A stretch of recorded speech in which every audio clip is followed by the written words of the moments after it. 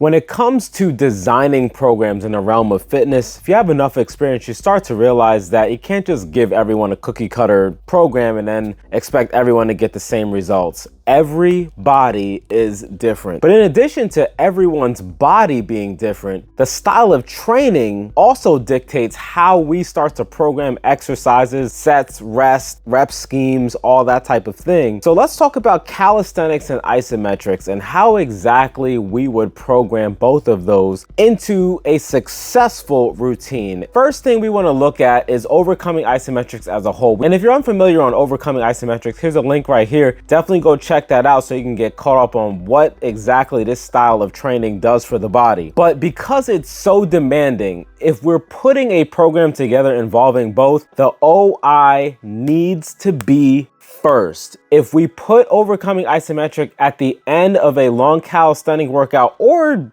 weightlifting, it doesn't really matter, we're not going to be able to produce peak force. So the first thing that we want to do is we want to make sure that our bodies are warmed up. It shouldn't take any more than about 5 minutes. You can do some basic warm-up drills here, and we have a video on that too if you'd like to check that out. Here's a link right here. Once the body is warmed up, we are now primed for maximum contraction. The body performs much better when it is warmed up. We also have a video on that as well. Man, we are full of links today. Here's a link right there too. But now that we're warmed up, the question now becomes, what's your calisthenic program look like? Is it a PPL split? Is it a total body? Are you doing some type of mix of both? Are you doing circuit training with the calisthenics? I'm going to give a small example on each one of those. The first one is a classic PPL split. That stands for push, pull, legs. One day we're doing all push exercises. So that's your chest, shoulders, and triceps. The next day we're doing all pull exercises, upper back complex, back, and biceps. And the third day are all lower body exercise. So that's your quadriceps, hamstrings, glutes, and calves.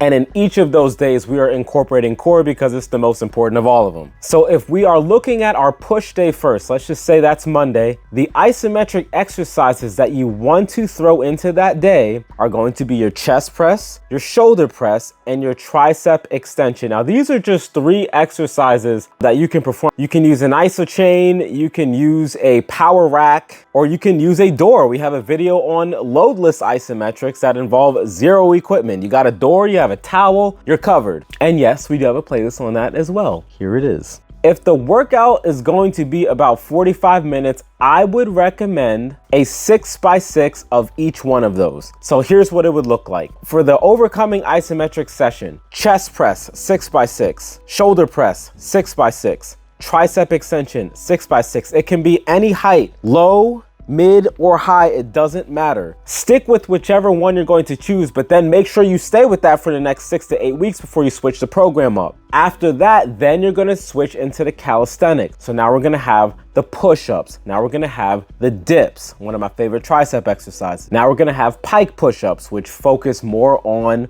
shoulders, but it's still a push-up. There are tons of different calisthenic options out there. You want to go ahead and pick which one works for you. I'm just naming some that are off the top of my head. If you're looking for a set rep scheme for the calisthenics, in this case, I would go to failure. So this would be 3 sets of until you can't go anymore. This is going to be a brutal program. You should be smoked. And if you're doing a PPL split, you're not gonna run into any CNS fatigue because you'll have a day to recover. So 3 sets of push-ups to failure, 3 sets of dips to failure, and 3 sets of pike push-ups to failure.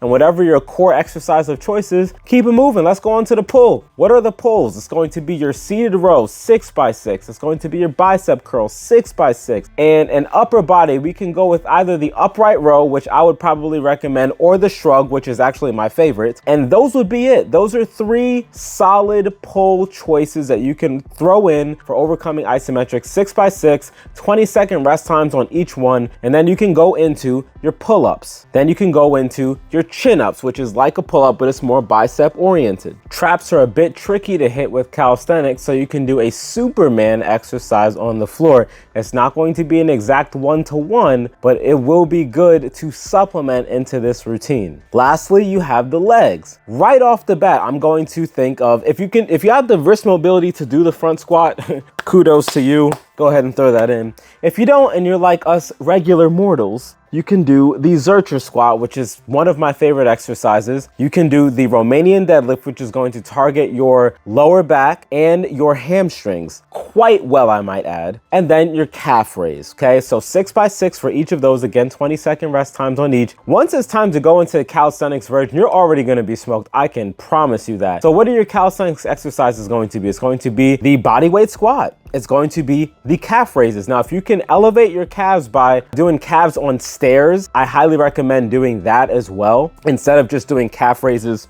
on the floor, because you're getting that extra range of motion that will blow your calves up. This, I promise you. And then lastly, you can throw a GHD or glute ham developer. So this is where you lock your ankles in so you can put them underneath the couch, or if you have an actual GHD machine, that's great as well. And you start to slowly lower yourself onto the floor using your hamstrings as the only muscle group that's going to be holding your body from falling flat on the floor. It's a very demanding exercise. There is an opposite to that, as that's a posterior chain exercise. The anterior chain equivalent of that is called the sissy squat. So if you have the balls for that, that is, in my opinion, one of the best, if not the best, quadricep exercise you can do. That's body weight. But that one is very tough, and there are levels to that as well. Each one, again, until failure. And remember that slow and steady wins the race in this regard. So we're looking at 1 second concentric and 1 second eccentric. So boom, boom,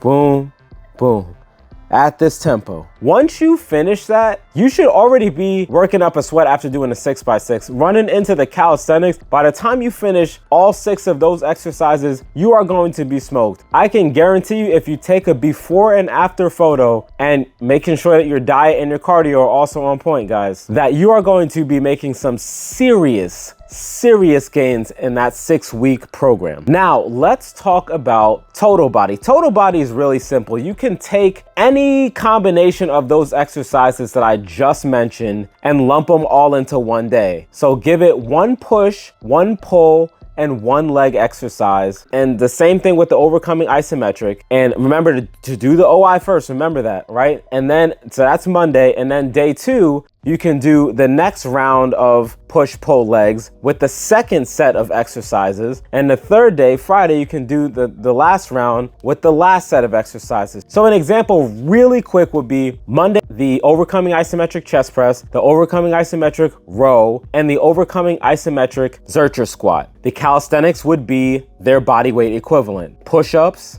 pull-ups, and Zercher squat. And then for Wednesday, you do the second exercises, and then for Friday, you do the third tier of exercises, and you keep it going. You just keep on taking everything to failure for those calisthenics and trying to beat your high score for the overcoming isometrics. There should be no workout where you're not smoked. I mean, you should be drenched. The OI is gonna do most of the work, and the calisthenics is gonna finish you off. You should be feeling brand new after 2 weeks. 100%. Remember, provided the diet and the cardio is okay. It's really important. This is my personal trainer coming out. Make sure that all 3 aspects of your fitness game are on point. Not just the strength training. The heart is the most important muscle in the body. No heart, you got a big problem. Same with the diet. You could be on point, but you're only getting like 60-70% of the gains that you could get if you had a better diet. Last is the mix up, where you can do something like an upper body and lower body split, which tend to be more beginner friendly. And it would be the same concept here. Here, look on the screen. And this is an example that you can use to get started with your overcoming isometric and calisthenic program. Now, I know what some of you might be wondering. Chris, I don't want to do overcoming isometric. I want to do yielding isometrics. I got you, my friend. That's even easier. What do? Okay, you're going to go through the push-ups, the pike push-ups, and you're going to go through the dips. And then you're gonna go through those same 3 exercises again, but we're gonna hold the contraction right in the middle of that rep. So for your push-ups, you're gonna hold it right here, feel the contraction for about 2 to 3 seconds, and then go ahead and finish it. Hold, 1, 2, 3, boom. Hold, 1, 2, 3, boom. Same thing with dip. Where are you holding it? Here, 1, 2, 3, push off the bench, hold, 1,